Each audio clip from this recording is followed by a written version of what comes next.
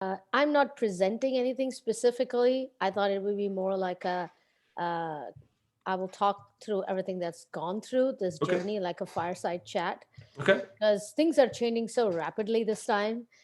It didn't make sense for me to present, but to talk through the journey that's happened since Okay. COVID and then what's going on and how we are making changes. Perfect, perfect. All right, all right, all right. Thanks so much. So our next speaker is Nivedita Oja. She's a seasoned product executive with expertise in designing, defining, deploying products from concept to launch at global scale. She brings enthusiasm, innovation, and momentum by starting with the customer. Her experience includes scaling the business, delivering profitability, and building high-performance teams in the areas including SaaS, mobility, and IoT. She's strategic, hands-on, and leads teams globally. She collaborates with C-suites on product launches, M&A activities, analysis review, and partner integrations. She directed her team to power innovative products that grew to subscriber base by over 35% in a year and led P&L of over $500 million. She has a proven startup leadership expertise in both multinational Fortune 500 and venture-backed entities. And right now, Nivedita is a senior product manager at Citrix. So, Nivedita, off to your conversation. Sure. Thank you so much for giving me this opportunity. I'm a senior director at Citrix, and currently I'm leading what we call is the workspace ecosystem. And this is nothing different than what you've heard about business processes and business process automation.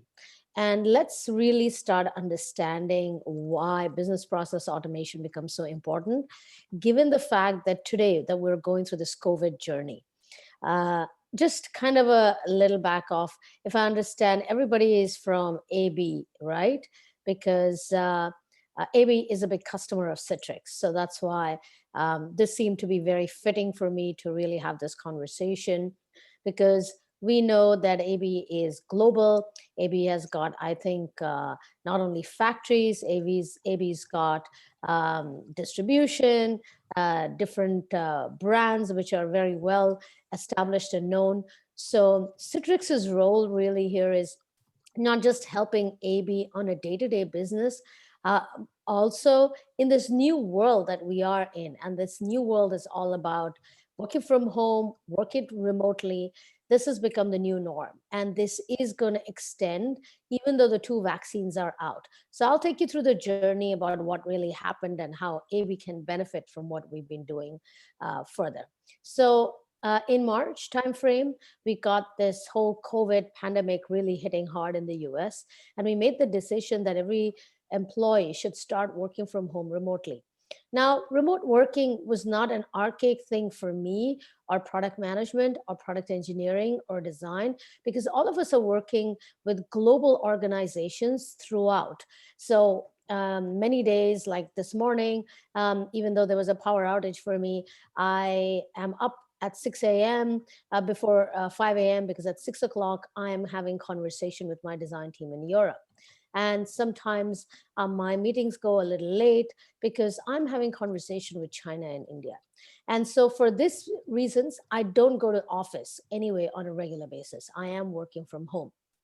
So for people like me, remote working was not something unusual. The difference here was I used to be working till about 10, 11 in the morning, till all my European calls were done. And then I would go into the office for a couple of hours to check in on my team, if specifically the ones who were within the team and needed support and coaching for every work that was being done for the North American region.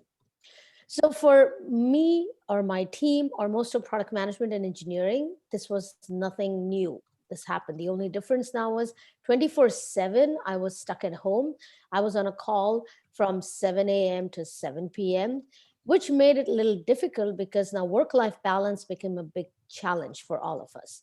I've had colleagues who've told me that, well, connectivity has never been a problem at their home. However, they've had two grown up teenagers who are on school online at the same time as they are, and they need to be supported through this whole process.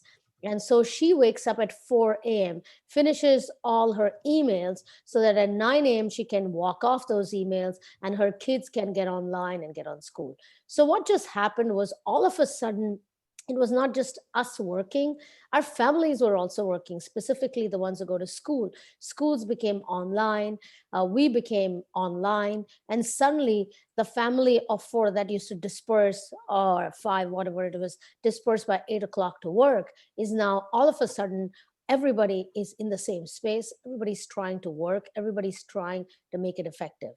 And what just happened with this new norm was that initially everybody was surprised by how this was. Many times we had what we called is of children bombing, where kids would walk into a meeting. Maybe it could happen today to me when my daughter just wakes up and comes down. So this is no longer, oh no, what just happened? This has become a normal, because now we, and especially working parents, have to juggle between this whole part of trying to take care of kids, help them through school, through breakfast, through whatever is required. At the same time, we've got to be supporting our teams. So now empathy also has increased significantly, because it becomes important to understand what your colleagues are going through. I've had issues where I have a colleague who has no kids. So you think, oh, this person has no kids, this person lives by themselves, they don't have the same challenges that I have. Well, we are wrong. It's even worse for them, because they are now cooped in their whatever room it is, or apartment it is, or home it is, all by themselves. Specifically, the first 2 months when we were in this red zone, where we could not go out, meet anybody, socialize at all. The only socialization was through your Zoom connectivity. Those folks were going through some severe angst, depression, anxiety. So empathy became a big, big part of this whole thing as we started getting into this COVID timeframe of 2 months that we spent. Parallelly, what also happened is, for lots of companies, and maybe AB is not there, however, generally companies that are not technology ahead or technology savvy, or don't spend enough investment in technology, they found themselves shortchanged, because now suddenly overnight they had to send their employees home.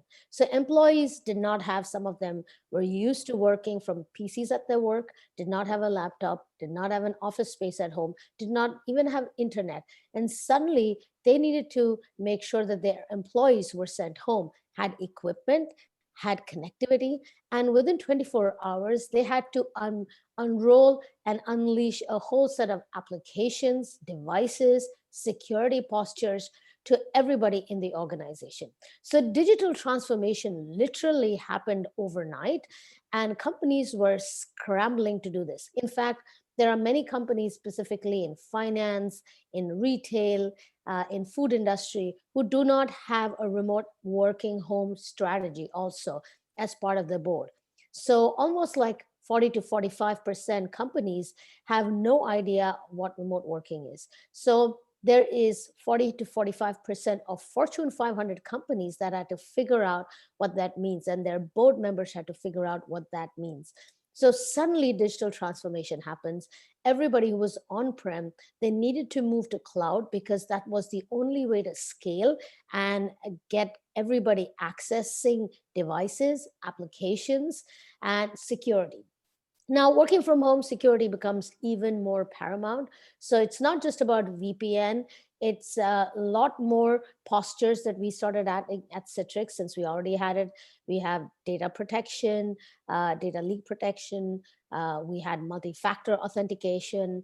We also wanted to make sure, because we have virtualization in the cloud, that just helps in reducing all kinds of security breaches, and then making sure content, because so much of data is now being stored in the cloud, you need to make sure that the cloud content is available to everybody securely without getting tampered. So cloud security, specifically on the content and documentation side, became another big aspect.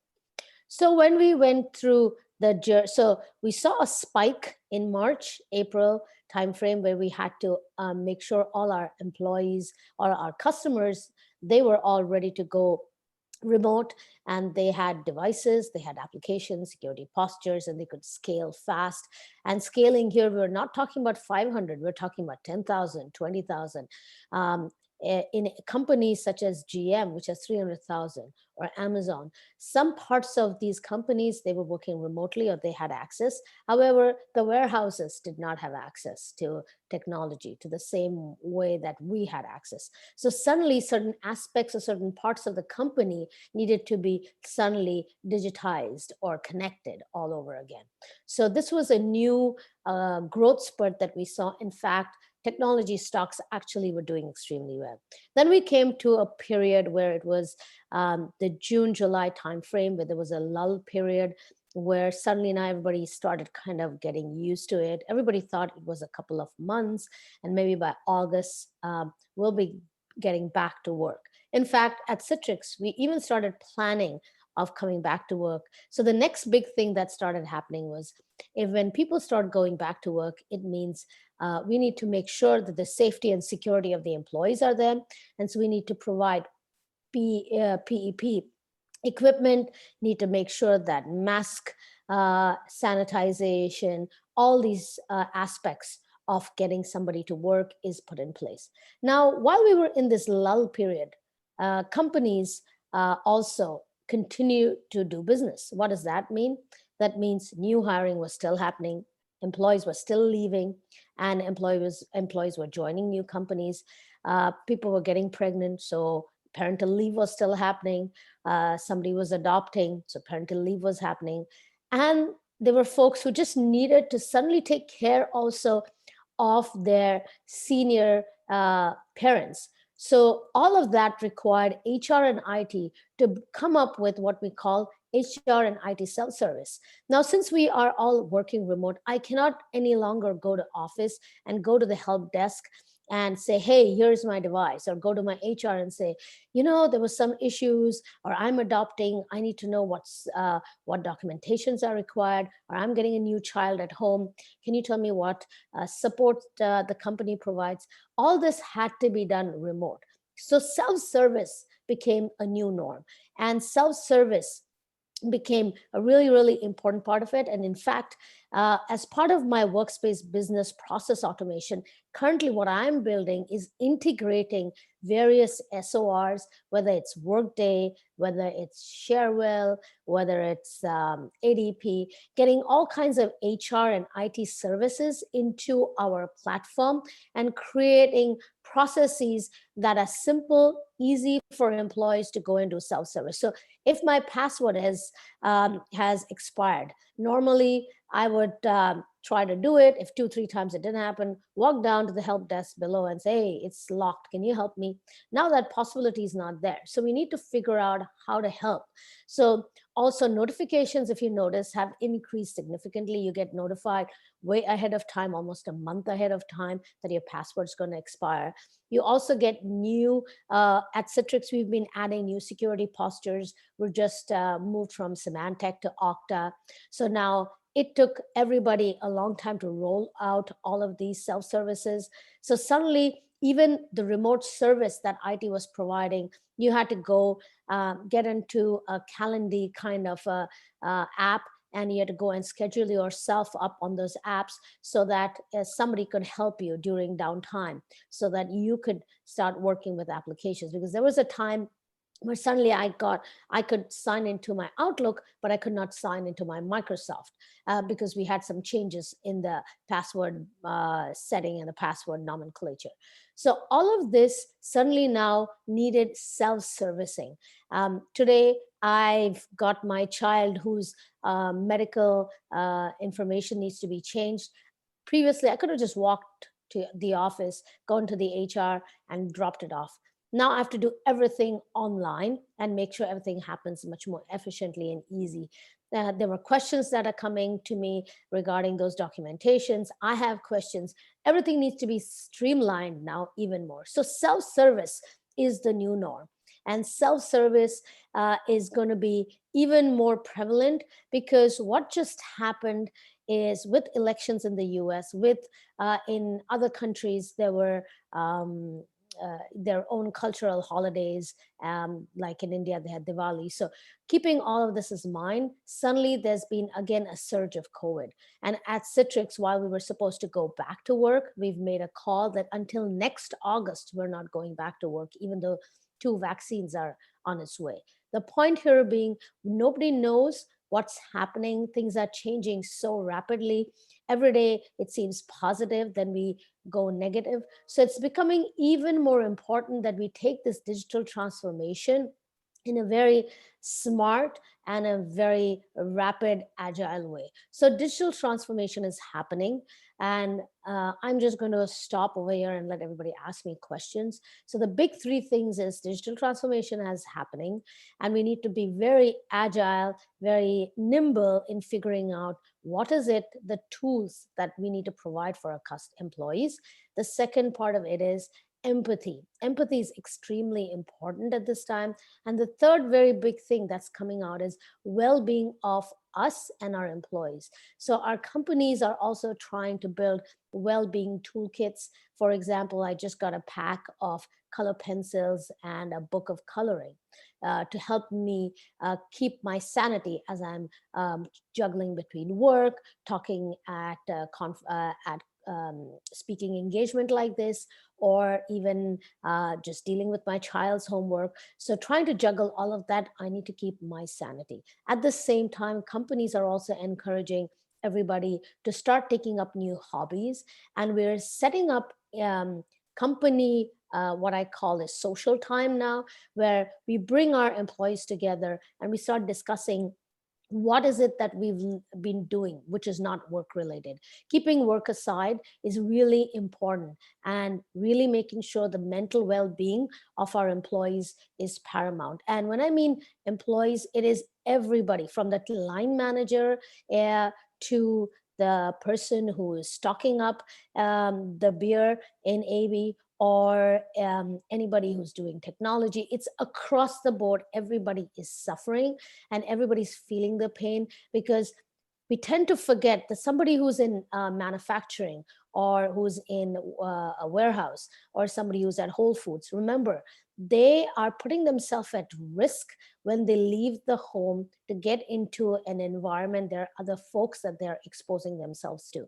So we have to be aware that they are putting themselves out, so that this machinery of economy that's happening right now continues to work in a smart way, and we're all safe. So there are a couple of things that I saw when I was in India. I had to make a urgent trip. As everybody knows, everybody has to go to take care of their parents. And so I had to do that to make sure everything was fine, because senior citizens in India have been locked completely. Getting groceries for them, just keeping them positive is really important. So as the economy started opening, it's not that COVID has gone away in India. It's pretty rampant there. However, everybody's figuring out how to live with it. So a couple of things that I noticed, which I feel are some really good practices that anybody can use it. First of all, in hotels, I found that the housekeeping just does it 48 hours before you walk into a room. And then every time you want housekeeping, they change you into a room and give you another 48 hours of clean room. So that way, that's how, I mean, it's a little bit of a cost, but that's how they're managing housekeeping. In terms of aircraft, not only is a mask important, everybody is really, really asked to wear the shields when they're sitting on the aircraft. And ideally, in most cases, they're trying to keep the middle seat empty. However, when the middle seat is filled up, they're providing them with a hazmat suit so that the middle person is protected as much as possible. In case of Uber, taxi services, or auto rickshaws, between the driver and the passenger, most of them have put a plastic transparent sheet, so that even the driver is protected and even the passenger is protected while everybody is still wearing masks. So folks are taking all kinds of precautions. Governments are taking all kinds of precaution in terms of making sure that the economy continues. One of the best ones that I've found is a great talk about digital transformation.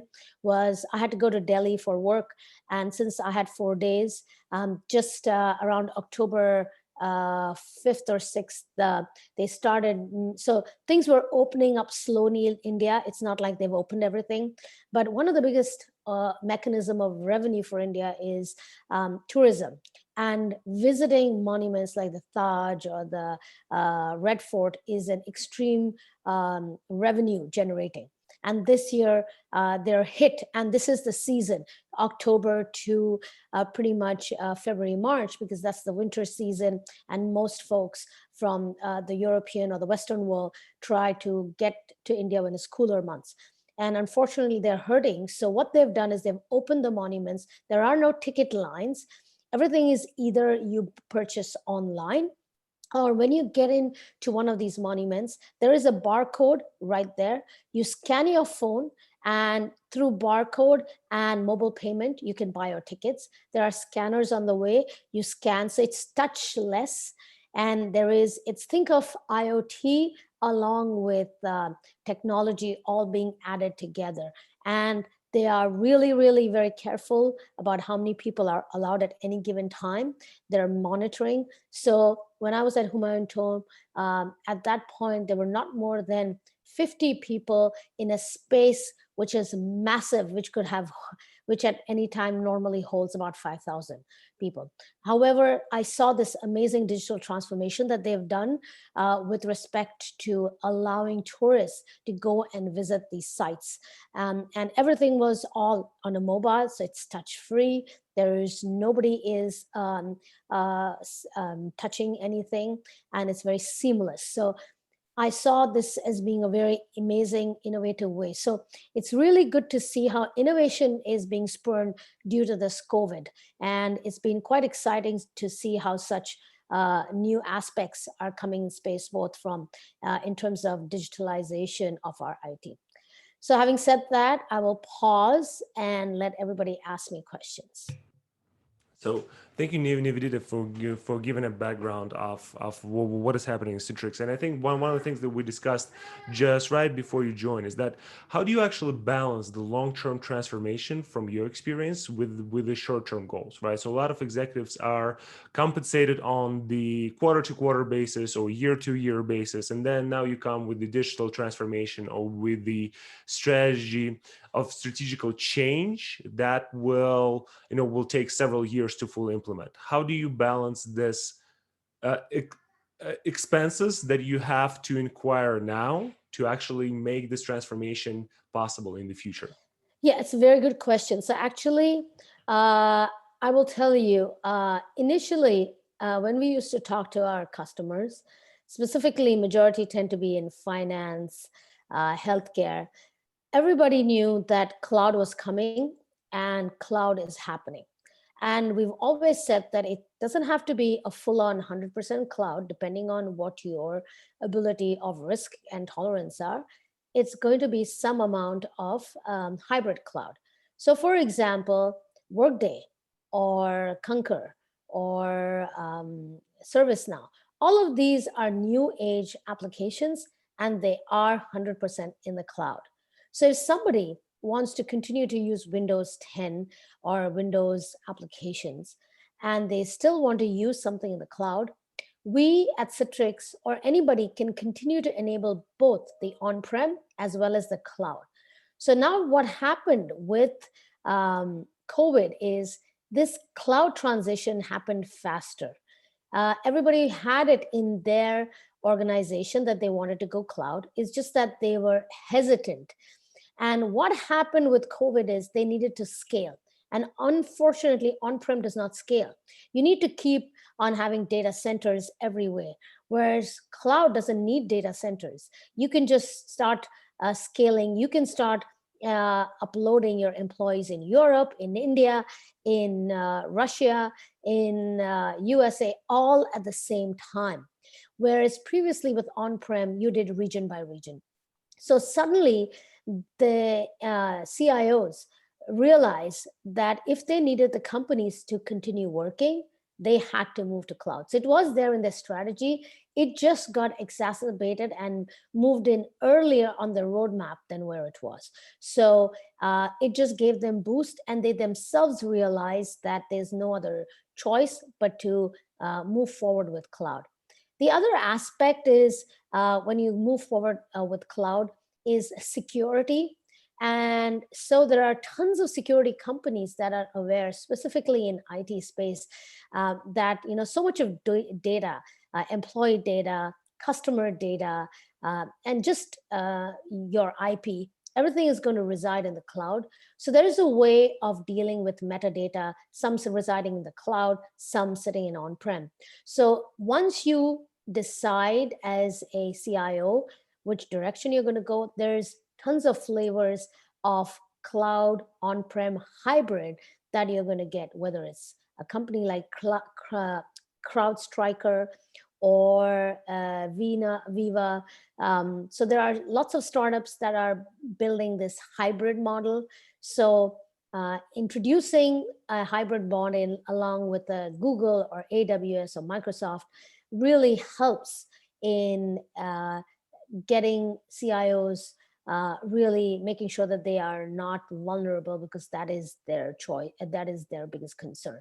So I mean, short term had to move away this time, and long term had to kind of come together because of the current situation. And actually, when we started releasing cloud, we found our employees, our customers suddenly started feeling that it was so easy to scale that they started buying more licenses than we had thought. So they, I mean, even cloud and security has become so, everybody's aware of it. So the amount of investment that has gone in, that has made CIOs a lot more comfortable than they were before.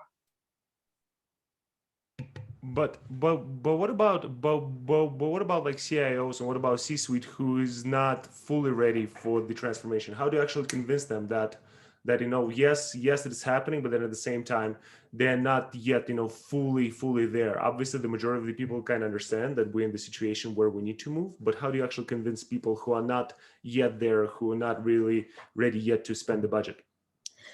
Yeah, so like I said, so for those, if you've sent your employees home and they're working from home, how are you going to, if you hire a new employee, let's say if you had a CEO, how are you going to onboard a CEO who you just hired?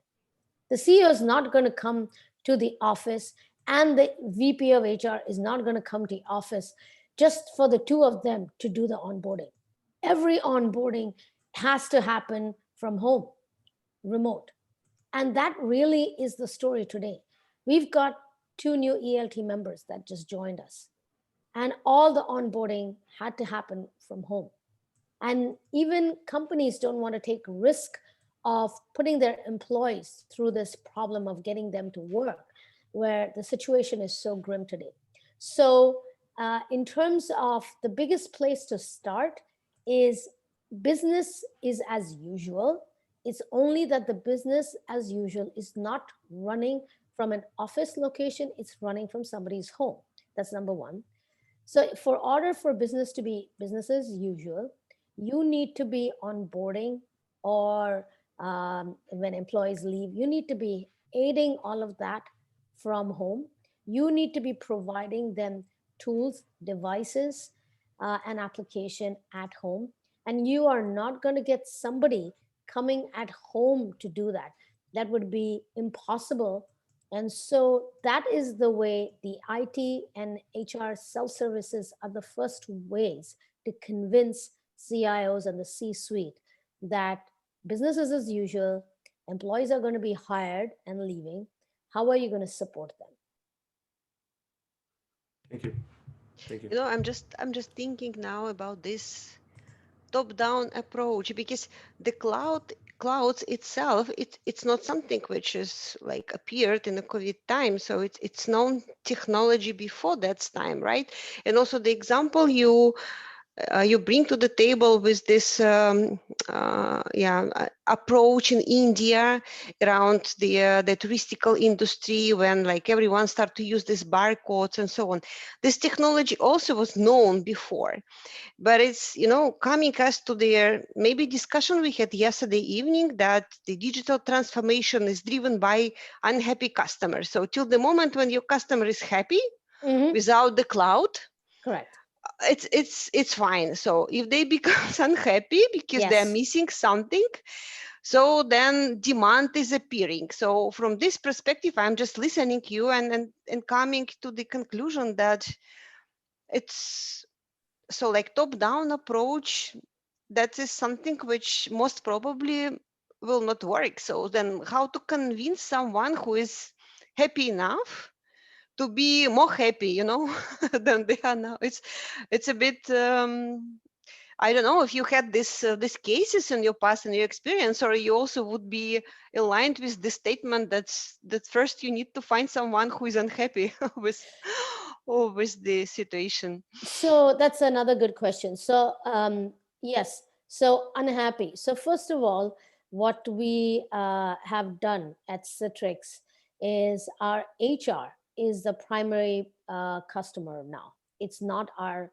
other customers, because our HR came and said that during COVID, I am concerned that my employees are unhappy. And if employees are unhappy and attrition starts happening, then there is no way that a company is sustainable.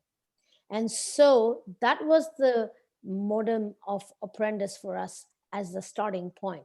It is the customer is actually the employee, because the employee needs to be able to have the tools, have the mindset to be Hmm. successful.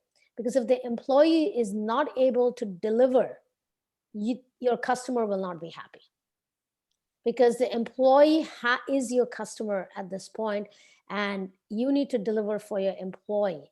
And so we have seen at Citrix a drastic change just by that approach. And we're actually using our HR team to be our spokesperson at our customers. So our HR, now our sales cycle is not through the usual sales channel, it is through the HR channel. Our HR, and right now globally, every HR executive, their biggest challenge is how to continue business as usual while keeping everybody motivated and by keeping everybody positive in this environment. And so HR has become the spokesperson for digital transformation today. Okay. Building upon that, a quick question that I have, because we discuss a lot in terms of well-being of the employees, for the motivation, of course, for the environment. There are a lot of actions that we do in the company in terms of diversity and inclusion as well. But I think diversity, you can have more concrete actions. The inclusion is a bit abstract still. But you said something that is very true, right? From the empathy side, and it's proven scientifically that generation by generation, the empathy element or skills are reducing. And we Yes, should come back to that, because and there are some schools that are already put in their education program empathy as a subject on that. Do you have ideas concretely on how we also bring into the company more activities to generate the empathy and to motivate empathy? Because it's so, let's say, it's not tangible, right? It's something that is very abstract, and how to bring that more alive in all the levels, from the management to all the people in the team, because I think it's necessary from all the sides, right? absolutely. So yes, so some tools that we've been using, I can't say that they're all successful. However, there are tools. So a couple of tools are our executives. Even I do it with my team, and all the C-suite does it. They do a 30-minute coffee chat, and during the coffee chat, it's an open office hour. It is not for anybody. I mean, it's for everybody in the organization, and everybody is sent that link. They can come in, they sign in and have a conversation with an executive, and it doesn't need to be work related. It can be any conversation. Hey, I started learning guitar.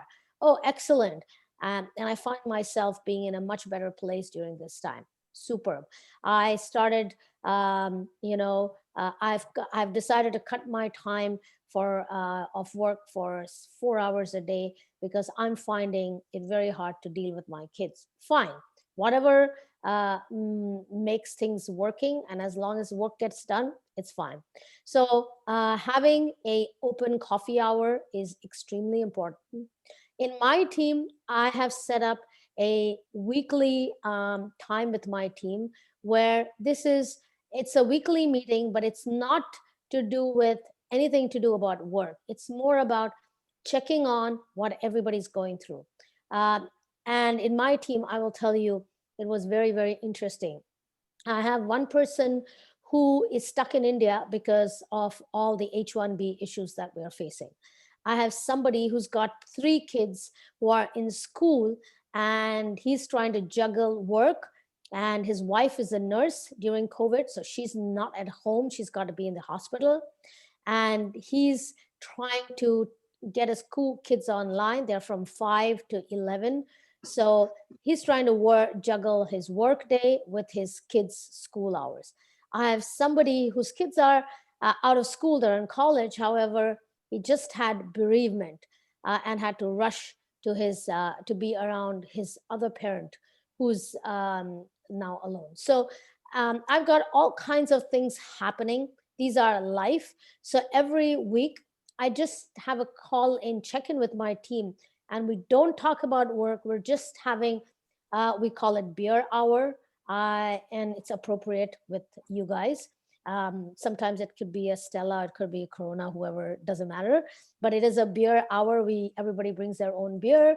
We just sit and have this conversation. It's a social conversation. It's got nothing to do with work, and just listening. And then sometimes some of my team members will say, can you stay on a little bit longer and I'll be fine, while others drop off. And I always hear, hey, I can't join this meeting because I've got so and so problem, or my wife is suddenly showing an issue with COVID, seems like I need to rush. Another one said, my husband's got a gallbladder stone and I don't know how we're going to deal with it, COVID. So folks come, and so you've got to be very open to listening and letting them talk, and having, because we can't do much of activities. What we can do is have social virtual hours. Sometimes we play games, sometimes we talk about some new movie. We also do a book club now, and the book clubs are generally motivational ones, some good stories. Like recently we did one on this gentleman from UK, I can't remember, who did he swam along the entire island of England, and it was his story about resilience. Then we recently did another book called 10x success. So we're running our own book clubs to keep motivated. And I personally, within the organization, also run what I call is the Tech Talk, where I'm bringing industry specialists to come and give virtual talks. And the talk is across everything, sometimes just technology, sometimes about how they're managing their teams, and what tools and tips that they can give to be, positive during this COVID time. So these are some tools that we are using, I'm using, and you can get more creative with it. Recently, like I said, Citrix sent us home a bag with some goodies, and some of them are color pencils with a coloring book. They say that coloring is a stress reliever. I've seen other companies send wine and beer to their employees just to de-stress. So I think there are ways to do things, and I'm hoping, you guys have, some more ideas that I'd like to hear, but these are some things that we are using. Yeah, actually on the engagement side, we have our virtual happy hour. Then now we implemented a Café Connect that is more for a smaller group that has more interaction, more, let's say, out of the silos as well. In terms of gifts, we are also doing even a Secret Santa virtual. We are doing different things. I'm just still missing something, because this is more on the engagement, to keep the connection, to guarantee that everybody is okay, and to have a check on everyone. But I was more looking for the empathy side, how concretely can be trained or motivated on the individual. You know, we are doing in our workshop, we had also some TED Talks as well, that we brought there. So yeah, on the empathy, I think I will do some research there as well to see how can we bring more from the individual as such, the empathy, you know. The only one of the big empathies that we have done, there's not one size fits all, and there's a lot to learn. Is I know my admin, she has two very young kids, and she's really not online during office hours. We know that. We all know that because the kids are in school. So she actually gets online after 7 p.m., after she puts them to bed. And we as a team are aware of it, and we have to be empathetic to it. And I know that sometimes at 11, 12, I'm seeing she organizing my calendar, which I feel bad for her. However, since she doesn't get time during the day, that's what she's doing. The point here is the work is getting done, and whatever works, that's how we've got to Indeed. work with that. Okay. Any other questions? How frequently are you doing these tech talks, for example, within the team? And how many, I don't know how big is your organization, but how many people is joining on this event that you are organizing? So the tech talk I only do for my Santa Clara team here. So Santa Clara has about 500 employees, and we get about 150 of them joining. And we try to do it at about 3 in the afternoon, because we've normally found that's the sweet spot when somebody wants to take a tea or coffee break. Having said that, again, there are folks that may be just starting their day at 3 o'clock because their kids' schools get over. So 150 is still a pretty good sizable number that we get. Yeah. Thank you. For me, to be honest, I think we do a lot in terms of trying to keep the engagement, but nevertheless, I think the problem is more structural, right? Right now, a lot of us are all the time in front of the computer, and you are all the time in calls, and sometimes just to put an extra call just doesn't help, right? So to be honest, I still looking for other out-of-the-box ideas that actually should help to improve the way of working during COVID, because it's completely new for everyone. So even for the managers, it's very tough to give the proper guidance. So actually, it's a more an initiative that I take for myself. If I have a colleague that is staying not very far from me, I have gone and done because I am an avid cyclist, I do go and bicycle with them, keeping a distance, or we're doing hikes once in a while. But again, that is very individually geared, because I will say that a part of your personal of the well-being is also resides on you. You have a personal, I would say, what's the word I'm looking for?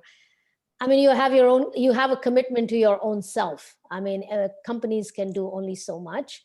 At the end of the day, you're the individual, and you come first for yourself before anything else. So as an individual, as an employee, you should be taking care of your health and your mental space. The companies can only give you certain suggestions. So it's important that you push your employees to take time off and do physical activities that are outside. And when I mean outside, doesn't need to be where you're meeting folks all the time. It could just be, climbing upstairs or running upstairs. I know a colleague of mine who lives in Boston, in downtown, is all the time climbing up and down, running up and down stairs, and has kept himself positive that way. So it's whatever you can do, you have to figure it out for yourself also a little bit. In fact, you brought a very good point. We're always online. We are always presenting. So one of the reasons for today I did not put slides is because it's getting really boring after a point, because this is what we're doing all the time. And having a interaction like this is far more exciting, where I can see your faces and I can hear from you and I can have a conversation. It's a bilateral thing that's happening, rather than just one-way street. So that's one of the reasons also I did not put slides today. We've got to get innovative in different ways every day. I agree. I agree that the interaction to this is already better, right? Than to to have everybody without camera and muted, right? And you do one way. But nevertheless, human interaction, physical human interaction, is still, let's say, more rewarding, right? And I think we all miss it. How did your team react when you communicated that you would stay working like this until August? Because I can imagine, just like me and probably others out here as well, and others in my team as well, they're struggling with this situation, right? To add to Laura's point, always in Zoom meetings.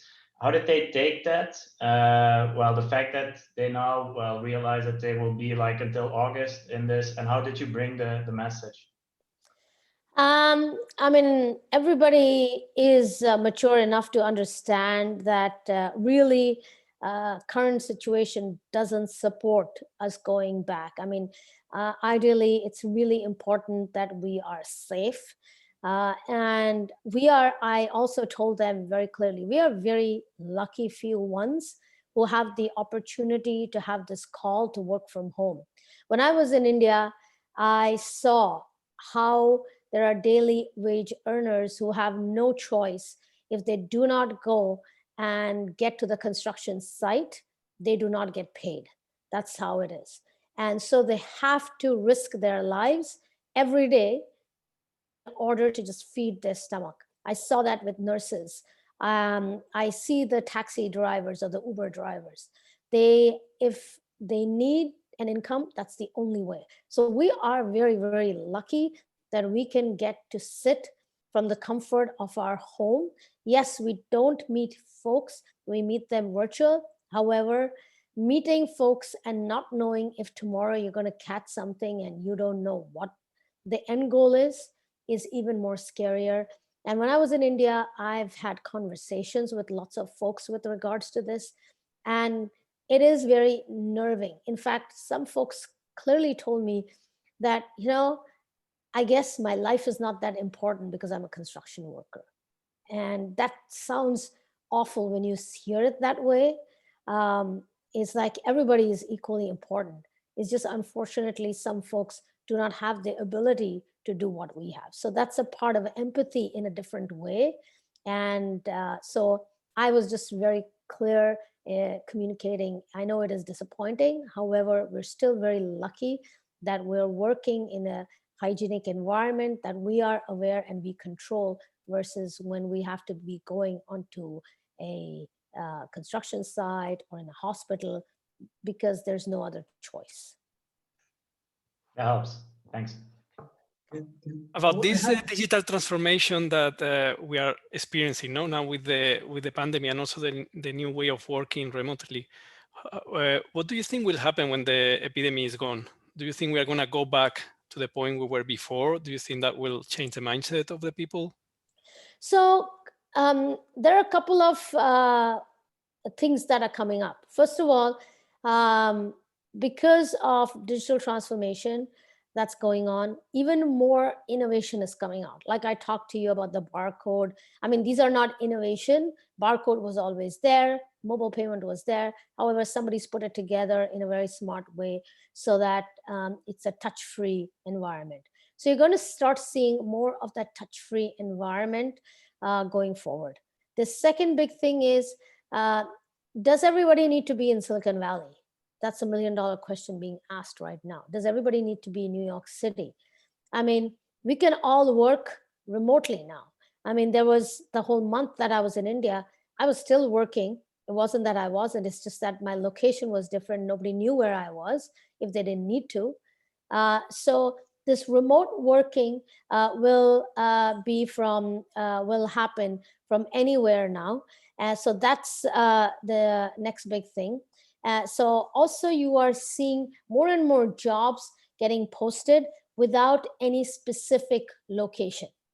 So that's another new norm. The third new norm you're going to see is there's more and more in the technology space. You're going to see users are going to set up their own home offices. So I could have Alexa, I could have Google, Google Voice. I'll have 2 or 3 laptops, monitors, all kinds of devices. So as an IT person, I'm going to become even more involved with how do I secure everybody at home now who's working from home. So that's going to be another new way of working. I mean, we're doing it, but now it's not just 1 or 2 devices. It's going to be multiple devices. And also you have your own home devices. So how that's going to separate from the ones that you use for work. So that's going to be another new way of working. So is it going to be that we are going to go back 100% to the way we were? I don't know. I don't have an answer to that.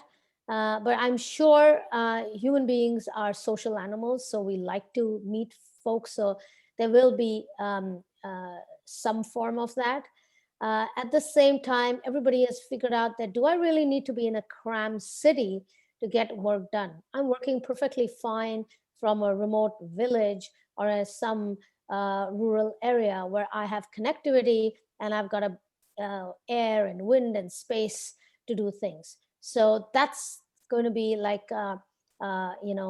some kind of a balance where I'm seeing everywhere in the city, everybody who's in a large city is trying to escape into some place that is within 4 or 5 miles. So you're going to see 4 hours away. So you're seeing 3-4 hours away, probably satellite towns or satellite rural areas becoming more prominent for everybody. And folks may come into the city 2 times or 3 times a week and work remote for the rest of it.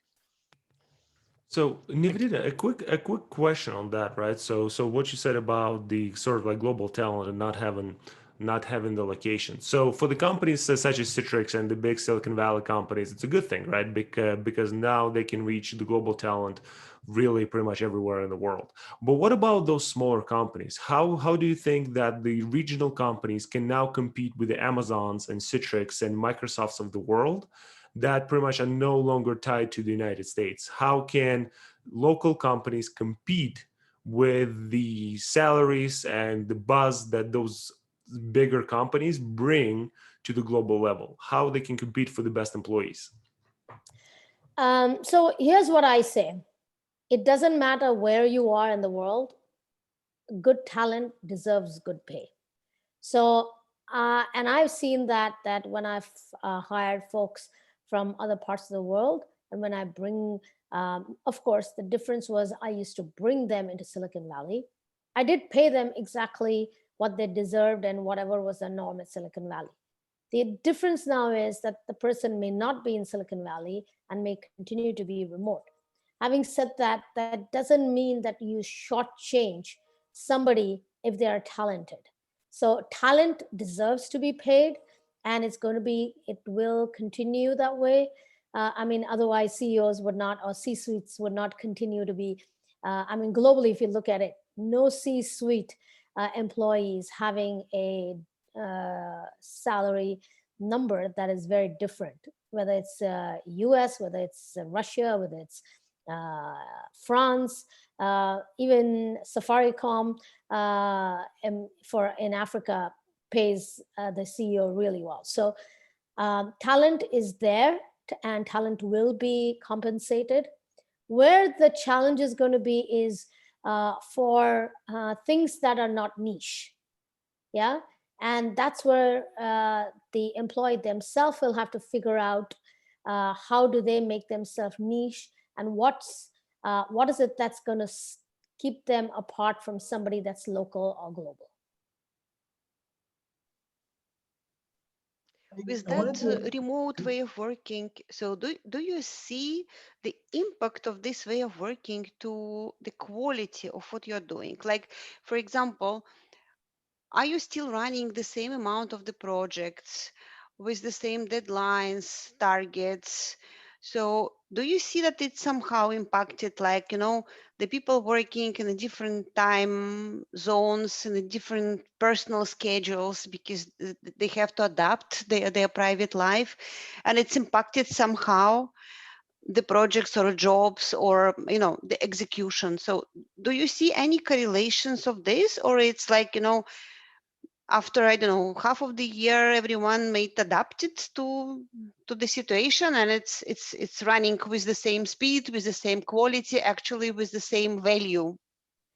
Actually, it is. I haven't seen any gap in any of that. In fact, I found everybody's becoming even more efficient. In fact, one bad thing, if you ask me about COVID, is we're spread too thin suddenly. I find my days are extremely long. I'm putting in 16 to 20 hours because I'm working from home, which is not really positive on one hand. But in terms of quality of work, there has been no miss.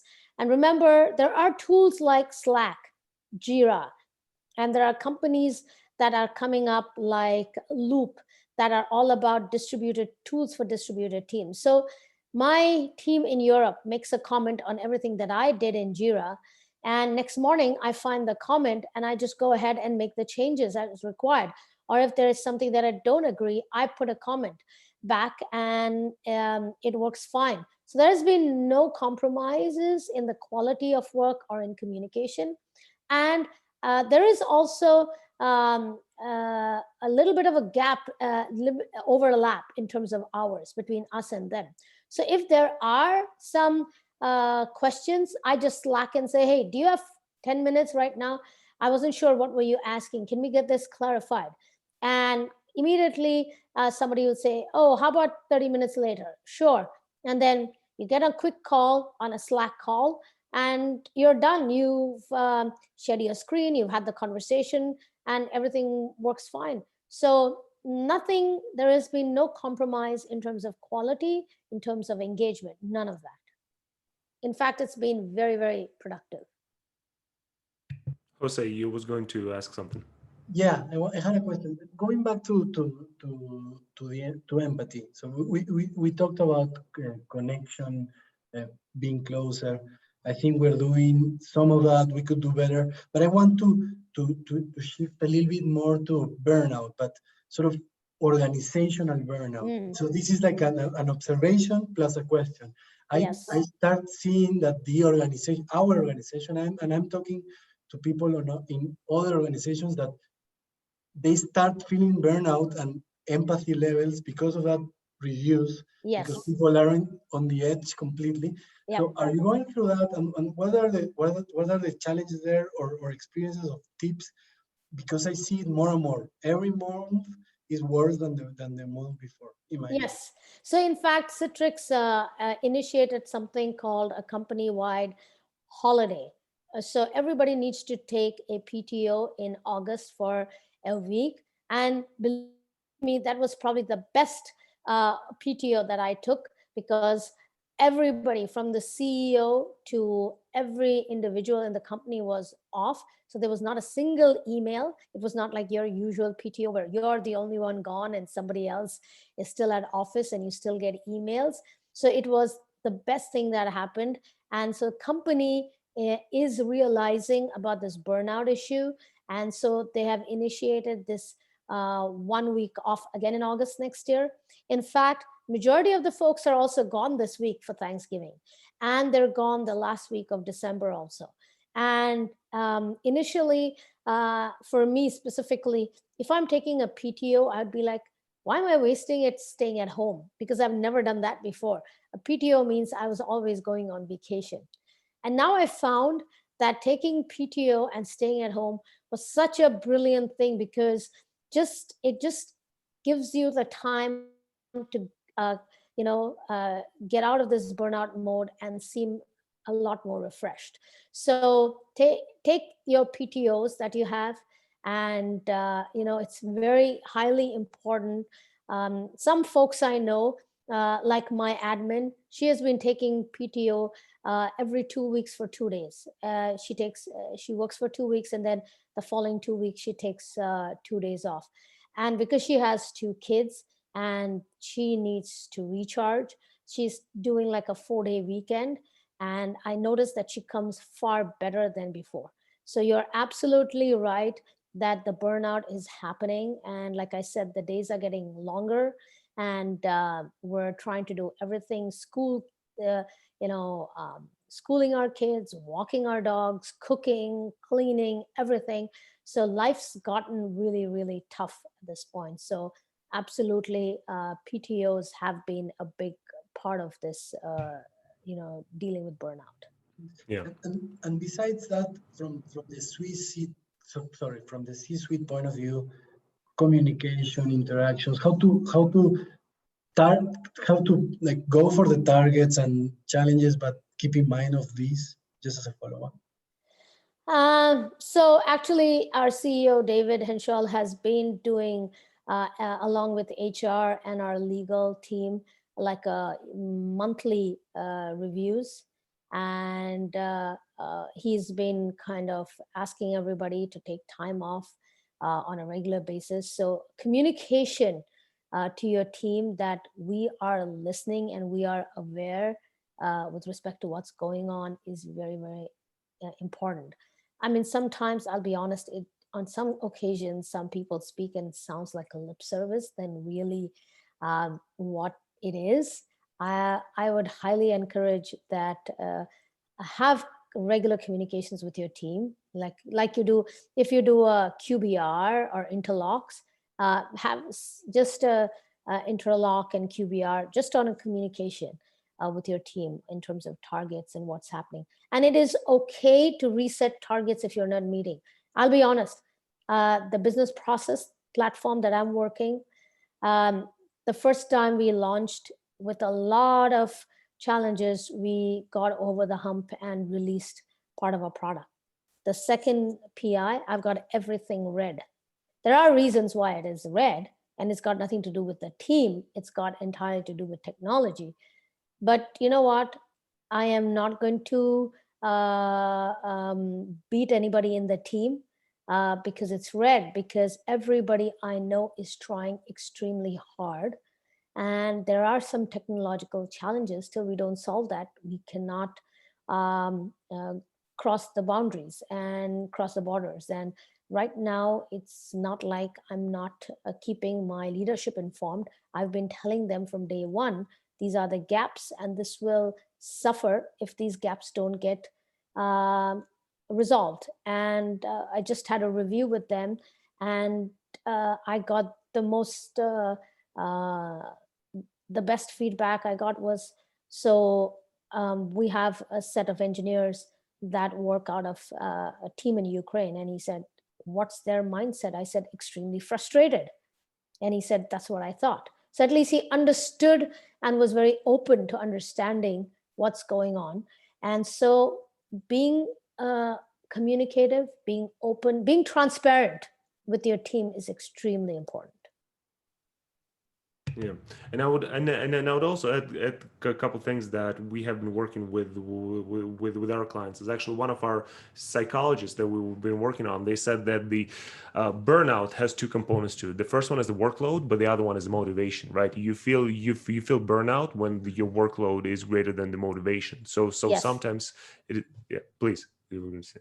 No. I just totally agree with you. That's Yeah. all I was saying. Yeah. So sometimes like not only redefining the workload, but also redefining the motivation. How do you maybe think a little bit differently? How do you compensate employees? Maybe think differently. How do you sort of reconnect with them? What are you trying to do? So try to rethink the way you approach the motivation. So that was the first thought. And then the second thought that I was, and I remember Nivedita, we discussed it with you, sort of like leading by example. And I'm going to give you mine, is that I'm being in the banks for so long. I'm always very strict about my sort of like environment. And I have a 2-year-old, and I was always very scared and sort of like protective of him not walking in. And then one day he just walked out. Instead of trying to push him out, I decided I'm going to grab him and put him on my lap. And nothing horrible have happened. And team started doing the same thing, and everyone just felt that it's absolutely okay. And then even when I was talking to the clients, like having a baby time to time, nobody actually objects that much, and it just connects on the personal level. Actually, I feel bringing your family in that frame, especially the ones, as you know, anyway, the teenagers, they will run away from the parents if they had at any time. They think that they are the coolest folks and we are the dumbest folks.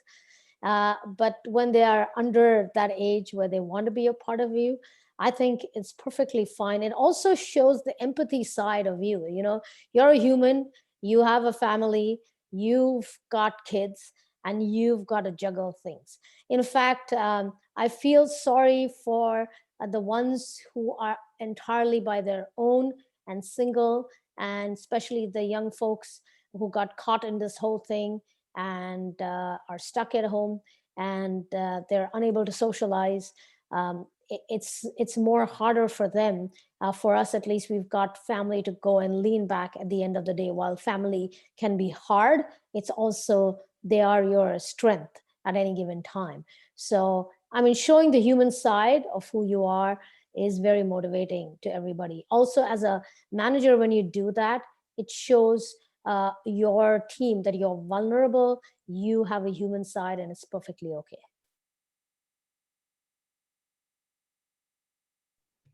So just being cautious of time, probably the last question. So anyone want to take the last question?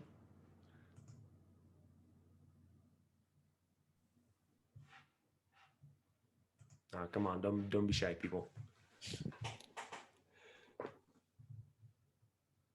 If you want, I can go with another. Go, please, Jose, go ahead. Going back to your first question, yeah, so and just I am going back to short term, long term. I understand all of the innovation that we're doing, which is like sort of COVID forced. I perfectly understand how we manage, and I think everyone does. But in anything that is not completely like work from home or like health related, how do you balance like the long term versus the short term? Because we have to beat expectations. You have to deliver on earnings, etc. But at the same time, you have to build the future. So how are you balancing that? As you know, how not only in the tech industry, but in generally, what are your views on that? You're talking about is it personal life? Is it just my No, personal career, or how? I'm thinking about like the company as a whole, like trying to innovate in like either like do sustaining innovation or disrupting a little bit, but at the same time having to maintain the base and what generates the revenue and EBITDA.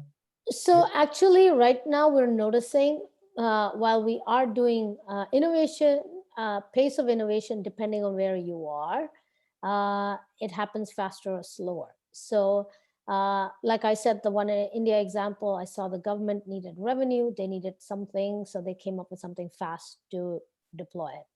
Where we are at Citrix, our customers are not looking for too much of innovation at this time. They are more looking at a status quo, and their status quo is, let me make sure that my employees are 100% remotely working and they have all the tools. So there's no place for innovation. However, innovation is happening in terms of simplicity. So because we need to make sure that we have to we've got to make sure about 10,000 of their employees get rolled out within a week. They get their devices, they get their application. What is it that we can do to simplify it? So our roadmaps are changing a little bit.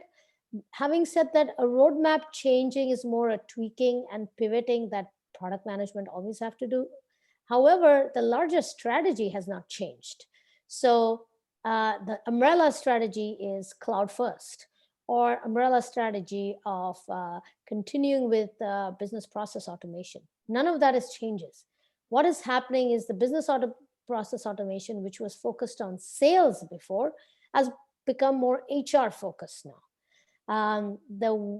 Instead of putting 5 different identity providers, now we've just taken 2 or 3 most sought after one and simplified it with providing SDK. So we're just simplifying the roadmap.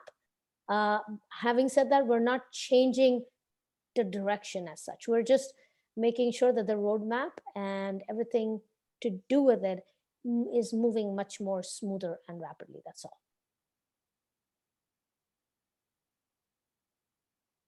Perfect. I think that this is time, Nivedita. Thank you so much for joining us today. Always a pleasure to speak with you.